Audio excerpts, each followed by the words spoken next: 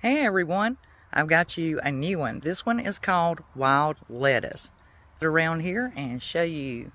Here's your wild lettuce. Now this is great for your spring greens eating. And let me move up here to the better patches. There are several wild lettuces here. The great thing about the wild lettuce is you can eat it, of course, in your walking picnic, as I call it. You can just pick that up and start eating on it and munching it, put it in a tall salad. And additionally, if you gather this leaf and dry it, it has been used for whooping cough, swelling of the intestinal tract, reducing swelling for men's genitals, and for women who have an excessive sex drive, to help with menstruation for women to be less painful. It's also good for insomnia and intestinal cramping. And there's just like I said, for whooping cough or for, asthmatic like coughing, the wild lettuce is really good. But just enjoy it as a wild edible and, your walking picnic, as I call it. And so think of the wild lettuce when you're walking about. And these are just so beautiful, really green, voluptuous, and just delicious too. And the way you can identify these really easy is you see how they look like, almost like they have a prickly leaf.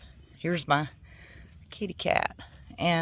But it's not, it just looks that way. But they'll have this very serrated edge on them, and the greens will be just beautiful, like a light to really lime green color.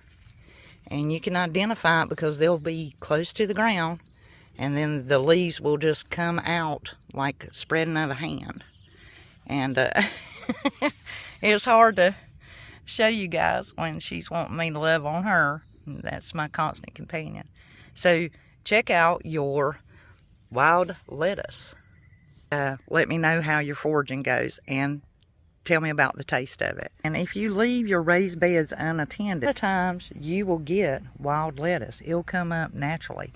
You can see these are baby plants, and there are just tons of them in here. They have the whole bed to themselves, and they will just grow and grow, and they'll be delicious pickings for your spring tossed salad eating. And they're real easy to identify. As you can see, they real ruffled looking edge, and they're not sharp. Now this should not be prickling you or bothering you at all. They just look like the cauliflower got really ruffled. And these are in the aster family, so your wild lettuces are really good for coughs and any kinds of spasms, things pertaining to sex drive and menstruation, for women to ease their pain of menstruation. So think of reducing swelling and taking down spasming.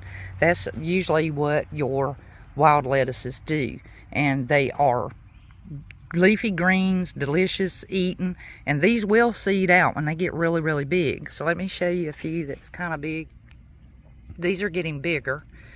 They're, still, but you'll get plenty of green off of them. Plenty of green. And lots that you can do with them. They're just wonderful, and you can see they're just kind of all over. So just let your beds produce their wild plants. As you can see, they're protected by the clover. Oh, and here's one trying to flower out. Here's an example. It's already trying to flower out. It's got a bloom there. It'll be like a yellow dandelion looking bloom. But you want to get them before they bloom out and eat them. So as you can see, here's some they're getting a little more sun, so they're trying to go ahead and go to bloom. And once they do that, they're going to be kind of bitter. But you can gather these, dry them, create you like a tincture for later on if you wanted to. Just be careful with your wild lettuces. This is not a medicine you're going to use a lot of. Use it very sparingly. But if you're eating the leafy greens, of course, gather them sparingly and put them in your tall salad. So tell me how you use your wild lettuce.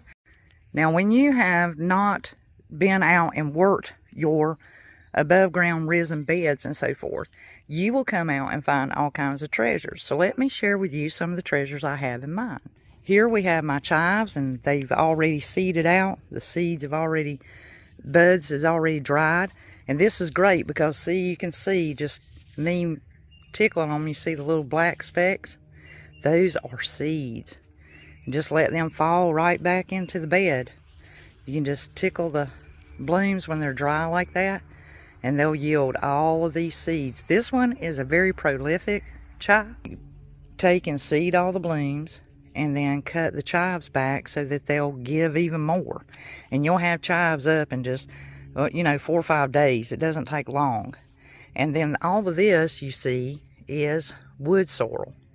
So these are sour, and they taste really good, and they're great on your tossed salad. And there's plenty of them. And then I have some voluntary marigolds. And just these are your regular marigolds. These are not edible. These are really good food for the deer to help discourage them from eating your stuff. And here, this is a radish plant that has voluntarily came up. And you can see how beautiful it looks. And then, of course, we have more of the marigolds. So that's just a brief on what you can expect to see in your raised beds that are good, delicious treasures. Okay, I have found you another wild edible. This is the red clover.